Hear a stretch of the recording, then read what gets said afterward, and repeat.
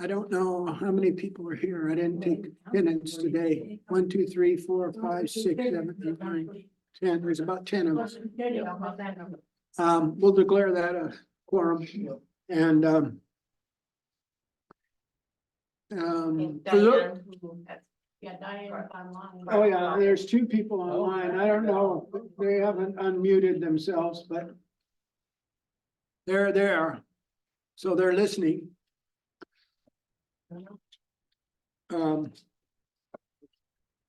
The first thing we need to do is talk about the vestry, classes of people in the vestry. And we're here to take a vote on adding Deanna, Irene D. Ray, her real name officially, on to the class of 2025. Is that right?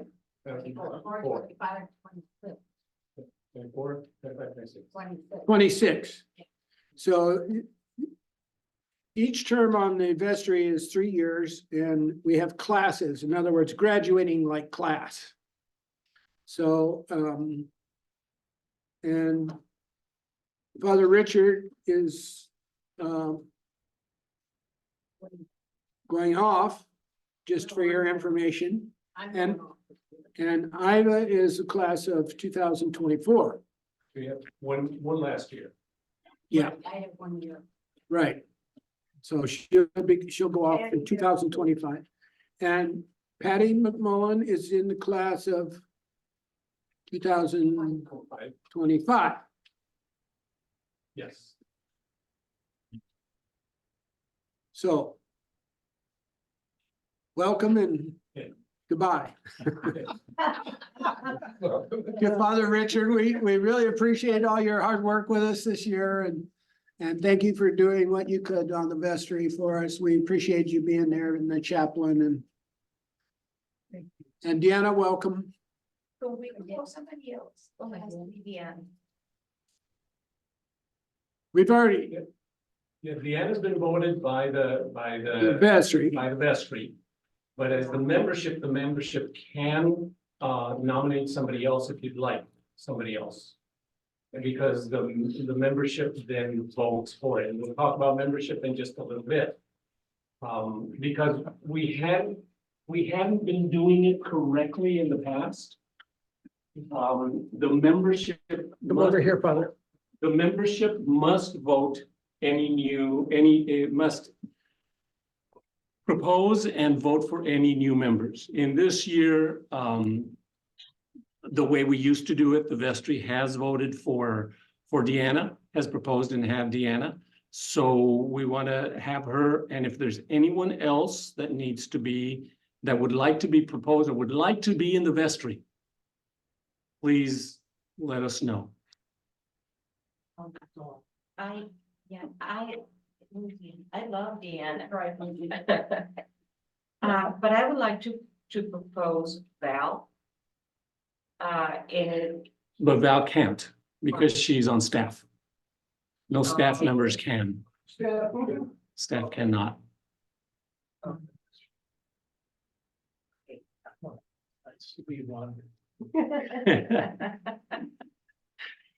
Yeah, and I know somebody I know that I can't because I'm your wife. That's right. Yeah. I was just thinking to flow, a big flow into new people, different people, it's always healthy. So I was just thinking possibilities, and nothing against you again.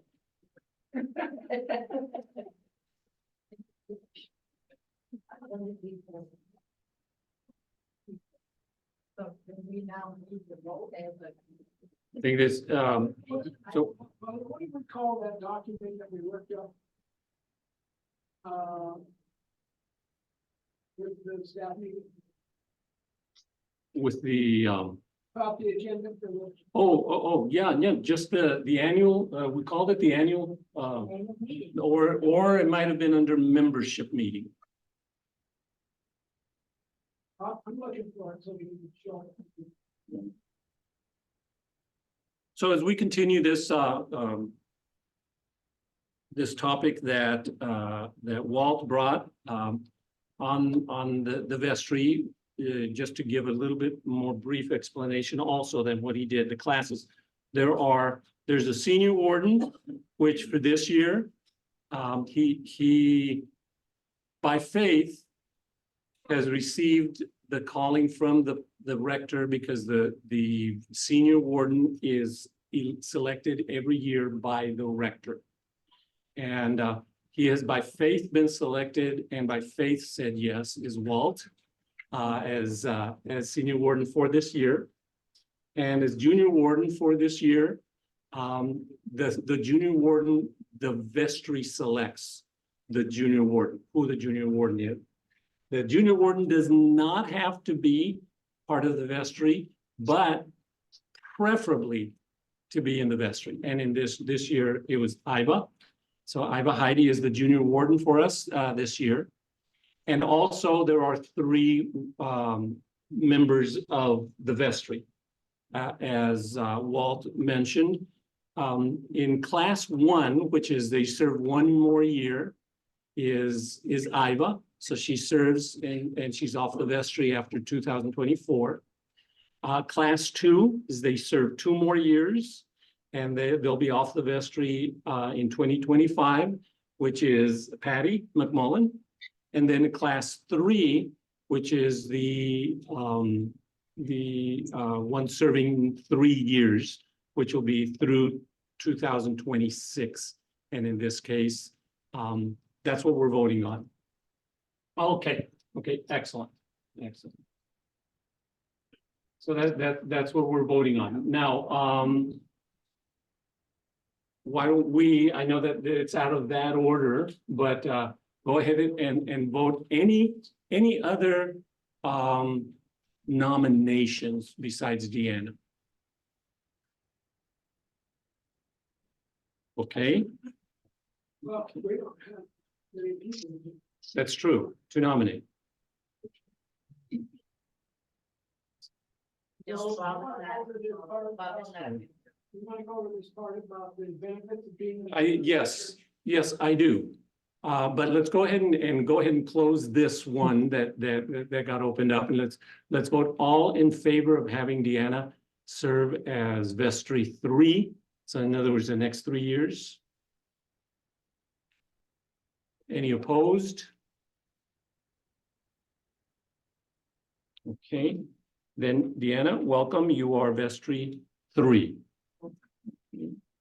Now, let me go over membership, because this is another one of, as all of you know, we had a meeting with the bishop, spoke of many different topics, and one of them that I personally talked with him about is normalizing what membership is, because usually membership in a lot of the churches, including branches, membership was not done correctly. In other words, when people came, it was assumed, okay, they've been coming for a couple of Sundays, they're members, you know, and that's actually not how membership works. Those are attenders of the church. But what I want to do as rector, go over what are the benefits of having membership, and why you would want membership at a local congregation, including in branches. And so the benefits is that, first of all, you're able to participate and to participate in any annual meetings. The annual meetings are actually open to anybody. Anybody can come in, but only members can participate and vote. Yes, and any special meetings that are called would be called only to the membership of the church. And it's the ability to request information on budgetary and financial matters. So a member can come and say, I'd like a financial report. And those are public records to all members of the congregation. It also is the ability to vote and elect vestry members, so that next year, only those that are official members of the church will be able to vote for a vestry member next year. Okay. And we participate in any committee established by the vestry. If there's any type of committee, review committees, financial committees, any committee that the vestry deems necessary for the good of the congregation and for the work that is done within the church, the members can participate in those committees. And then, of course, you can be elected to represent the local church in diocesan matters, like the synod that happens in October. The synod is also another occasion where it's open to anybody. Anybody can go to the synod and participate in everything that happens, but they cannot not participate, but be involved in anything that happens, but they can't participate or vote. And so any member of the church can then be selected by the rector and the vestry to represent branches at the synod meetings. So I just wanted to go over some of the benefits that there is to having a membership. Does anybody have any comments or questions on those?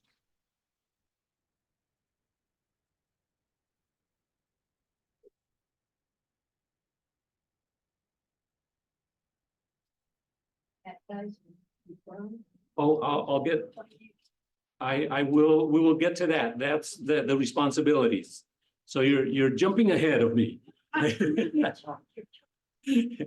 did just on the benefits on why would you want to be a member of the church? You know, and well then that actually was a good caveat to go into what are the responsibilities of being a member. What are the requirements? You have to be 16 years of age. Okay, so please check your birth certificates. Please check your birth certificates that you are that. And the reason why that age is, and it's not a local, it is in our bylaws, but it's actually more along the lines of what the entire province goes through, because at 16 years of age, it is counted that the person can make a choice without parental permission. Okay, and so that's why 16 years of age is established. And for you to be a member, you must be baptized in the name of the Father, Son, and Holy Spirit, as is determined in Matthew 28:19. And because of that, baptized people are the ones that are given the opportunity to be members. They also must be confirmed in the Anglican Church. And what by that mean is that they've gone through a discipleship program. They've learned what it is to be a Christian, and to know what it is to be a follower of Christ, what you do. So they've gone through catechism. What we used to call catechism, now we call discipleship. Yes, that. Same thing, same thing. Catechism and discipleship comes to be the same thing. Oh, okay. That doesn't have to be firm as an anchor. No, just that they've gone through something like that. And then also to be a member, it's a regular attender of Branches of the Cross, to the church services and to the activities for at least 90 days. And the reason for that, there's many, and I'm sure that many of you who've been around in church movements for a long time know what it is like. You have an annual meeting and all of a sudden people who haven't gone to church in like 10 years show up just to cause a fight or to begin to bring their particular way of thinking in, and so they're not truly participants of the church. And to be a member of Branches, one of the things that we require is you are an active participant of the church. You are here. It's not being here every Sunday, but be a regular attender and a participant at that time. Okay, and according to our bylaws and to the canons, the rector approves it. Approves the membership. So they come to me. And why is the importance of rector approval? There's many things the rector might know about the person that don't need to be known publicly. Or there is particular guidance, diocesan guidance, or different ways and reasons why a rector might say this person cannot be accepted as a member. So that's the last step, is to have that approval. However, they can still come to church. Oh, yes. Yeah. Yeah, doors of the church are never closed. It's just the membership so that they can participate and vote and that kind of thing in that closed borders. But yes, they can still participate in everything. Okay, now we go to the concept of how to become a members. And what we're going to be doing is every year, I am asking that we confirm our membership. Okay, we don't need the bishop to come and bless our confirmation of membership. It's another type of confirmation. You're confirming that you still want to be a member of the church.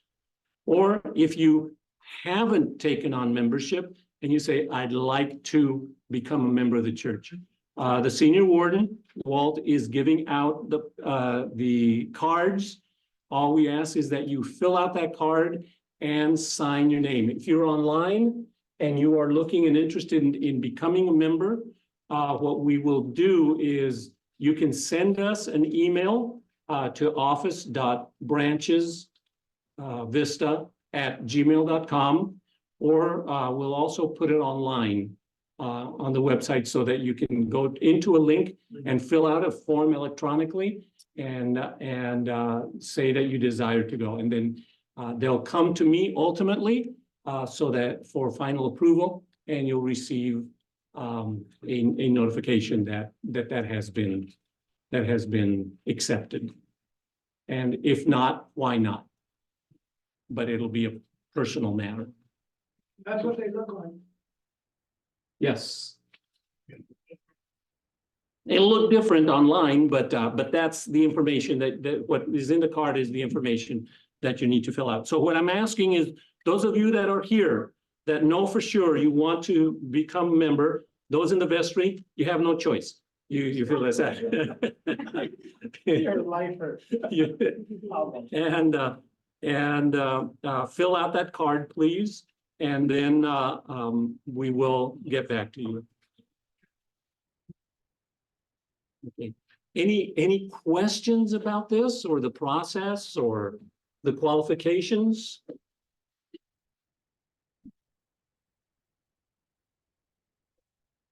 Okay, with that in mind, then, do you have the we cannot become members. What's that? Right. We have no pen. There's no pens? Oh, there's particular people that can't become members of a local church. And that's clergy cannot, because we are members of the diocese. We're actually under the bishop. And so that's where our membership is at. We're not in the local congregation. That includes us. That's a conversation I had with the bishop. So,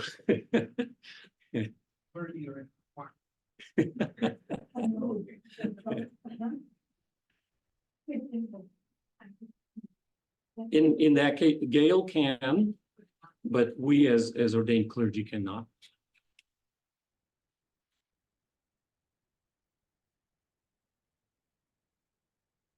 I was going to talk privately to you about that, but I guess it came in. We can't vote. That's right.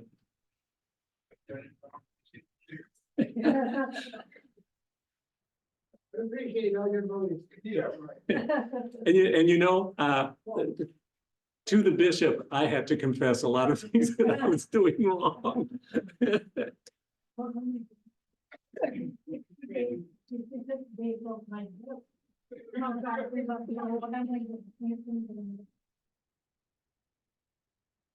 Okay, once that's done, I believe that my participation is then doing that. Remember, one of the things that we do and we're going to be working on for this year, part of the responsibility of the rector is to lay down the vision and the mission and make sure that the vestry is working together. The vestry's responsibility is to support and do the work that needs to be done for the rector to be able to manage the congregation and to do what needs to be done so that the vision is accomplished. And so we're working on getting that done. And remember, our mission is to grow in Christ, as branches of the cross in Christ Jesus, to grow inwardly, outwardly, and upwardly. Okay, and that's my participation. Do we have anything else, Walt, that we would need to in the Everything on our agenda. okay? The only thing that we haven't talked about is financial report, but I haven't gotten treasurer enough information yet to have our 2023 final documents done. Okay, so what I would say, if you would like, if you're interested in receiving a financial report, let us know, send an email to the office, and we will get you a copy of the report, of the financial report for 2023 as soon as it's ready.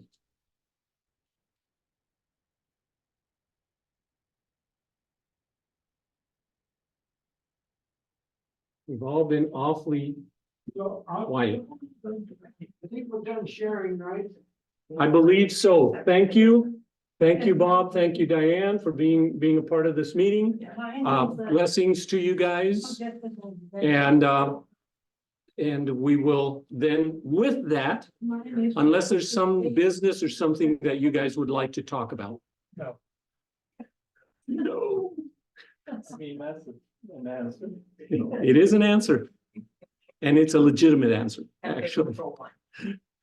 Yes, I. Okay, I really can't remember the date of my baptism. I think I was 3 years old, but I don't get that. Put the year. Yeah, approximate. We're gonna know how It's- old you are. It's just, How old yeah, are you? more than anything, that date is to make sure that you know, yes, I was baptized. Put an approximate date. Yeah.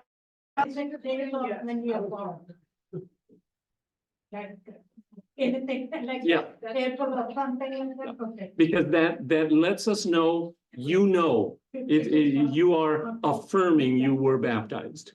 After I was born. We don't need a copy of the baptism certificate. We don't need. I'm not gonna call the rector that baptized you to give witness to it. I hope. Okay, here it is. I got baptized twice, but I taking it, but the one that I do with it. Yeah, I was close. Conscious. And you were Some conscious. denominations. Yes, and there are some Anglican communities that do that also. There are Anglican communities that actually do baptism, infant and adult baptism. And the adult baptism is a continuation of the infant baptism in that particular local church. It's a local church decision of doing that. And it really, at this point, is just as long as you confirm, yes, I was. You don't have to write the confirmation either. Just that you were, Oh, confirmed. but it is not It's right not here. there. Oh, that it's not there. Oh, yeah, no. Because That's one reason, no. it's not, I'm not putting it, we're not putting it as a requirement this year. Oh, okay. Or if they do the second baptism, that is place of confirmation. It can be because of the declarations that it's done. It can be done. It's usually done in the Anglican churches that do it. It's done with the confirmants. So it's done when the bishop is there and it's done together. So it actually all depends on the bishop's way of seeing things. I have my certificates, and so I know when I was baptized. Because it's written on the.